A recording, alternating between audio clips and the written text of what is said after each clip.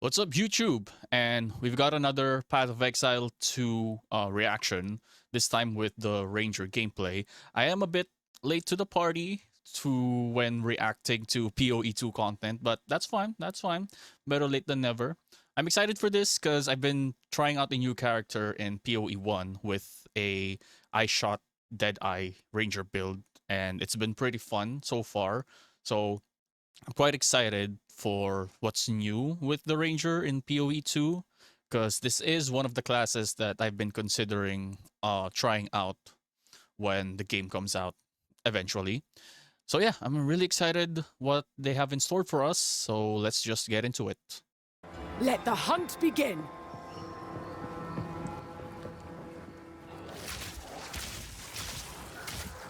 When we started to work on the Ranger, we knew we had to make a class with high agility. The dream of fast bow gameplay is Legolas, so that's what we wanted to deliver. Using a lightning arrow. The starting point is moving while shooting a bow. Any kind of basic arrow skill can be fired while moving, with a movement penalty. That's really cool. Yeah, that's really cool. I don't think that's possible in PoE 1. I'm not sure. I'm not entirely sure of like every skill in the game. But so far, if you have to use a bow skill, you have to stop. So with this, you can move while still shooting, obviously with like less movement speed.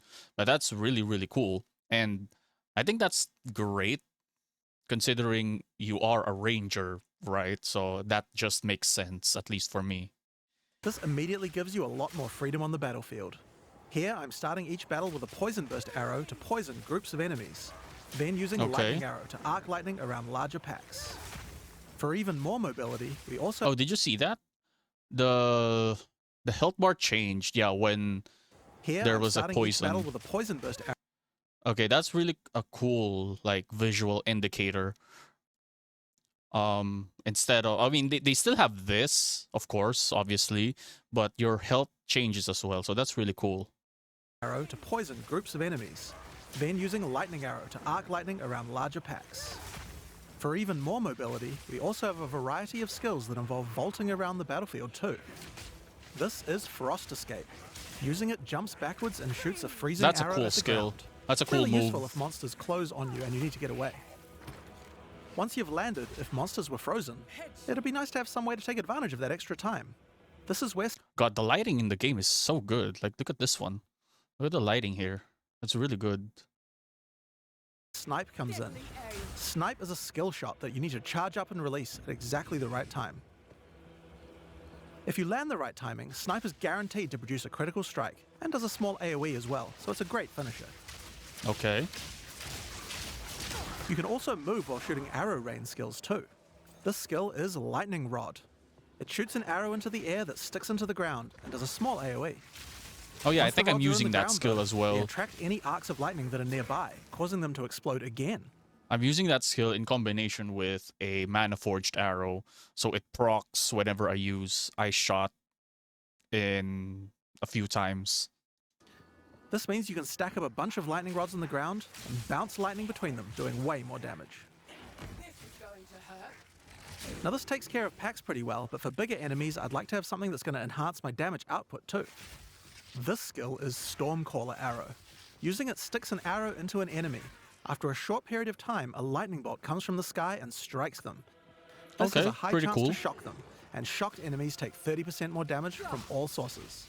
If something big walks along, it's a good idea to throw one of these at them first so it's to a enhance debuff. your damage before following up with the other combo. Okay, pretty cool. Now if I really want to enhance this combo, there are a couple of things I could do using our support gem system. Skills in Path of Exile are granted by items called skill gems. Each skill gem has coloured sockets in it, and these sockets are for other items called support gems. Support gems modify your skills, and it's where a huge amount of the customization of your character comes from. First, I'm going to take this multiple... God, with this new system where they completely remove the sockets on equipment, trying out new builds is going to be so much easier and fun to do, because for the past couple of days, or I think 2 weeks, from playing PoE, I found out that, at least for me, this is for me, that the most fun about playing PoE is not actually playing it. Well, I mean, don't get me wrong, it's fun to play PoE, of course. But I think the most fun of it is discovering all of the synergies between each skills and how they work and interact with each other. Like discovering it or finding about it is really, really fun and cool. Projectile support gem. I could add it to my lightning arrow, and it would fire multiple arrows.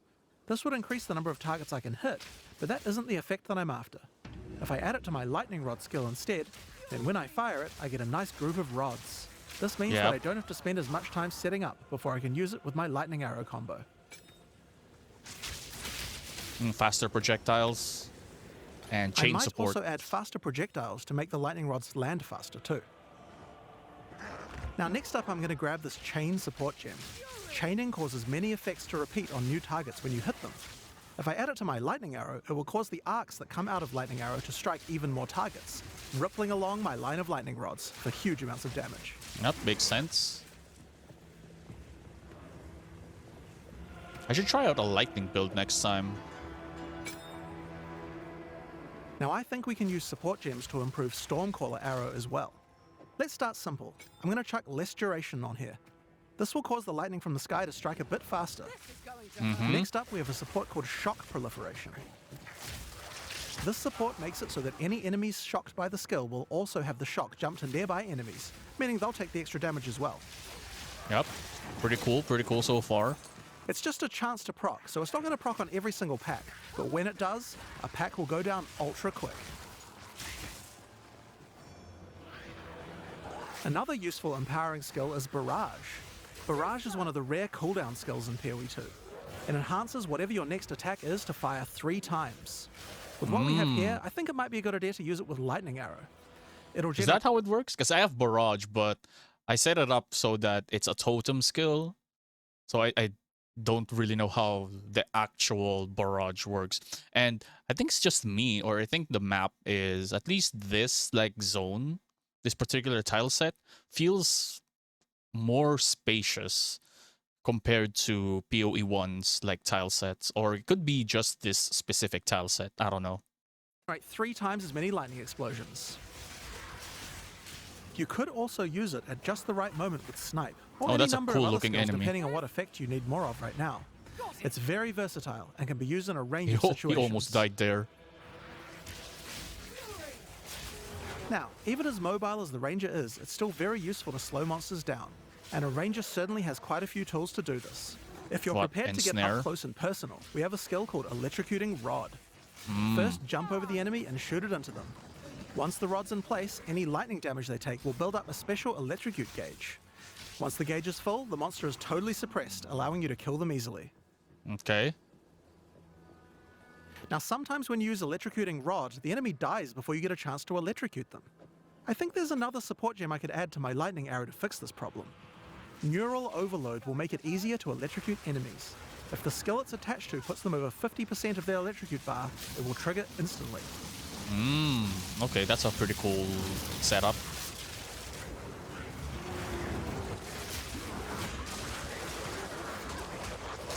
But I love the chaos of when you're playing in like higher tiers of like tile sets, where there's just like waves and waves of this enemies. Skill works really well for suppressing a single large enemy, but I'd like to improve my crowd control ability for groups as well. I'm going to add a support gem called Frozen Nexus to my Frost Escape. This makes an area of chilled ground around frozen enemies. I'll also add Deep Freeze to it as well, which will make the freezes last a bit longer. Now when I use my Frost Escape on that front enemy, others nearby are slowed down. It would also be good if I had a way to slow enemies down when they're farther away from me as well. So this would be a great time to start getting Okay, I wonder how many gems you can use at the same time. Because right now we're seeing 1, 2, 3, 4, 5. Maybe, I don't know, 10? I would say, right? 10 skills. That includes like, I don't know, like passive buffs or something. It would be good if I had a way to slow enemies down when they're farther away from me as well. So this would be a great time to start getting into the Ranger's poison and plant-based skill set.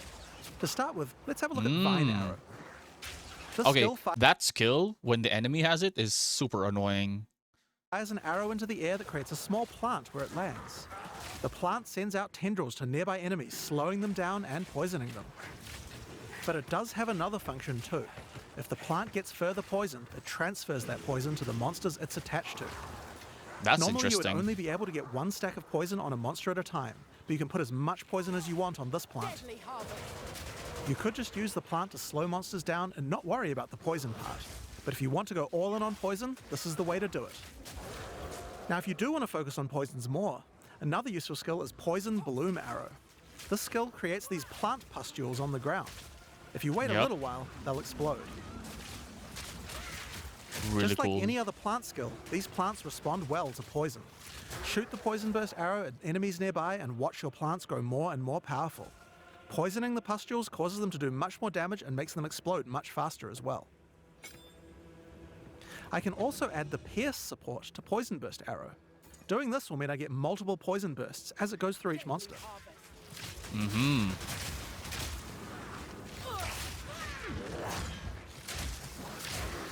Yeah, I think the thing that they want in PoE 2 is using a culmination of like different active skills in order to create like your own wild combos.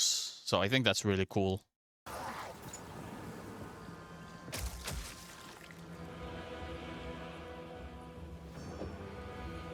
We also have another skill to make a nice environment for your plants Gas to grow. arrow? Gas Cloud Arrow. This skill shoots the ground and creates a cloud of gas that continuously poisons things inside it. I think that's really cool for boss fights. Throw your plants down, then put a gas cloud on top. But The for constant map poisoning will clearing, make I them don't think grow. that's really good.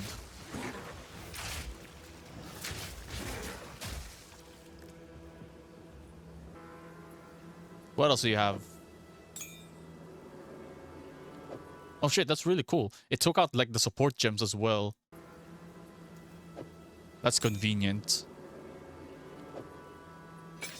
Plague Another barrier. poison-related skill we have on the Ranger is called Plague Bearer. This is a reservation skill, meaning it uses Spirit. When I enable it, I get this counter that counts up whenever I apply poison to a monster. Okay. You can see the counter on the skill increasing as each new monster is poisoned. Now I'm going to fight these monsters and make sure to poison them as much as I can to build up the counter. So what does it do?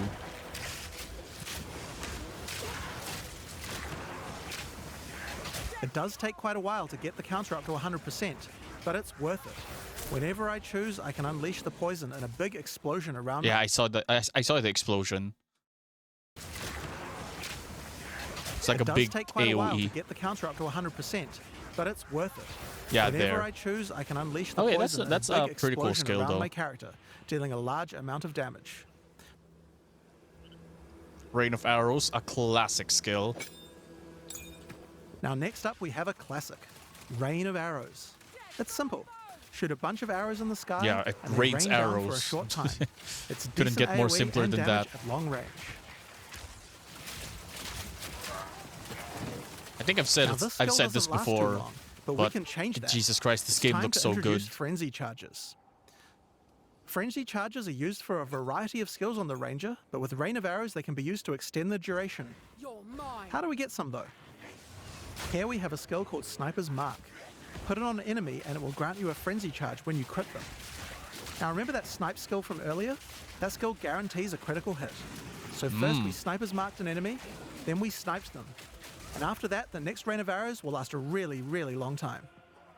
Interesting. We still have some weaknesses though. While Rain of Arrows hits enemies with a ton of arrows, each one doesn't do much damage individually. It would be nice if we had a way to break the armor on enemies so that Rain of Arrows dealt more damage. Thankfully, we have this corrode armor support gem, and we can put it on our gas cloud arrow.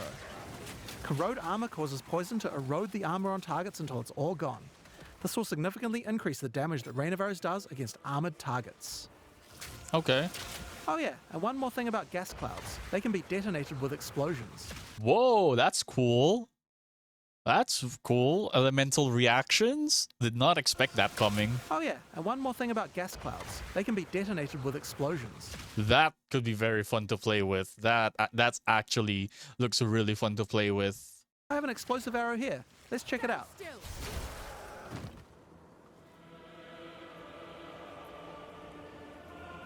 Exploit weakness.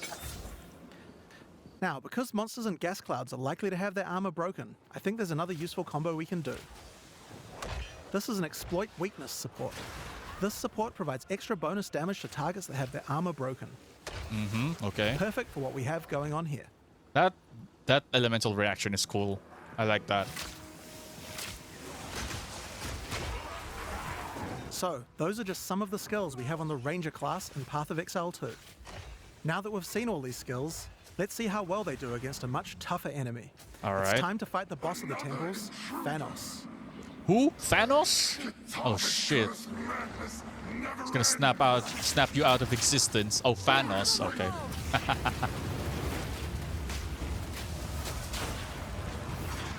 God, I can't wait for this game.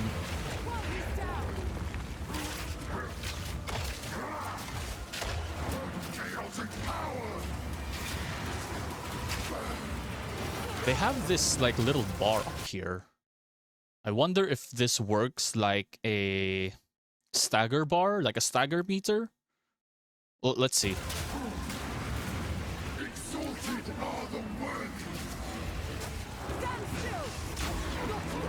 It does work like a stagger meter. So I'm wondering if there's gonna be like skills or like support gems that will help you like build up that meter faster. That could be like a very interesting thing or build to do.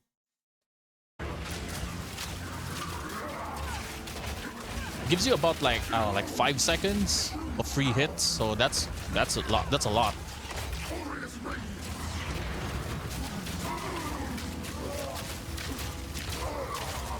Yeah, it's about 5 seconds, I would say.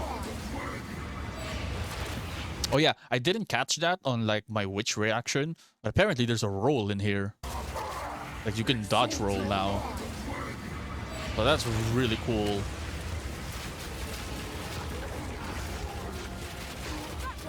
So you don't really need to rely on movement skills or movement skill gems.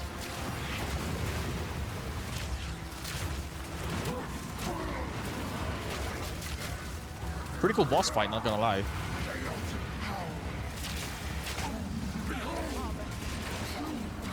Throws a lot of attacks. You need to really position yourself.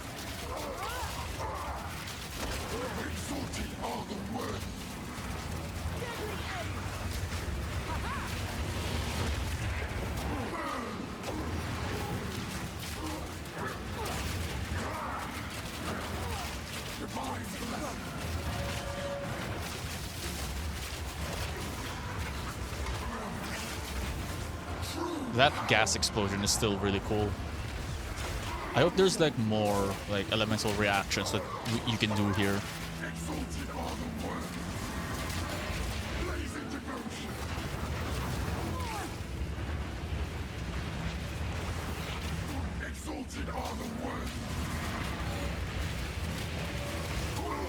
Nice. Finishing off with a snipe.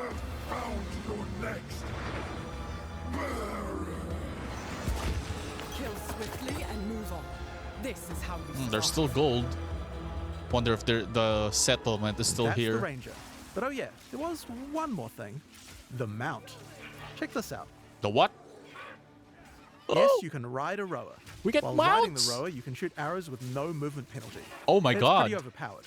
You can also use your vaulting skills to jump right off the rower's back. Oh my Once the rower doesn't god. have a rider, it starts attacking monsters, so he's nice to have around, even if you're not riding him.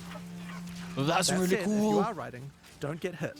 If you take a heavy stun while on a rower, you'll fall off, and it takes a while to get up. So be careful. Oh, okay, that's the penalty. But that's really So cool. that's what we wanted to show you today. Now there is just one more rather unfortunate bit of news. Path of Exile 2's beta is going to be delayed. We previously said that we would get the beta out on June 7th. Okay, this And while was I think this is we would 4 be able to months get the ago, game's so content this ready in news time, doesn't really matter we now. underestimated how long it would take to get gameplay polished to a standard that we're happy with. We're still going to be doing alpha testing in June, but we're going to be delaying the beta until later in the year. I don't have an exact date for you today, but it should be towards the end of the year. In the meantime, you can still play Path of Exile 1, of course. I mean, of course. Oh, hey, Asmin. Today's Nope. Sorry. Sorry, Asmin. No. I don't think I've watched that before. But yeah, I think they had a beta test. I don't know. I don't know if it's a beta test or a network test. Like a couple of days ago, I think it started a couple of days ago.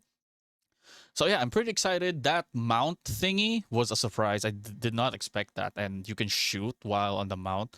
And again, I'm a huge fan of them removing the sockets, but now I wonder how much farming is there going to be in the game, because with PoE 1, most of the farming that you do is for the equipment and the currencies like link sockets, fusion sockets, or regal orbs and stuff like that, in order to like get the perfect stats as well as the perfect sockets and links on your equipment.